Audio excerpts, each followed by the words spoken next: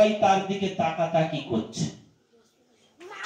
তো এমন পরিস্থিতিতে শেষী দাদা ওই মাটিকে কাছে ডাকলেন। সবাই বিদ্রুপ করছে, নানান কথা বলছে, এমন পোশাক কেউ পরে, এমন সাজ পোশাকে আসে কেউ এখানে। যাই হোক, এই বিদ্রুপ সূচক কথাবার্তা এই শেষী দাদা বুঝলেন।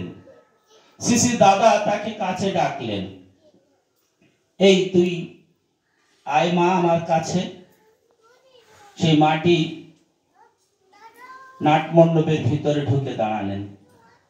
তারপর বলছেন আর একটু কাছে আয় না। মাটি আরো কাছে গিয়ে দাঁড়ালেন, আরো কাছে আয় না বলে একেবারে তার কাছে নিলেন। নিয়ে তার মাথায় হাত বুলিয়ে দিয়ে বলছেন, তোকে কত সুন্দর লাগছে জানিস, তুই কত সুন্দর সেজেছিস, আমার কিন্তু খুব ভালো লাগছে, তুই কত সুন্দর। তুই যা বড় বৌমার কাছে যা।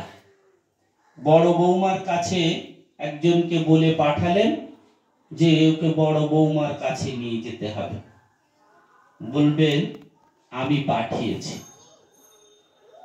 ওই মাটি চুপ করে দাঁড়িয়ে আছেন। শেষে দাদা তার গায়ে মাথায় হাত বুলিয়ে এমন করে বললেন। তারপর ওই মাটি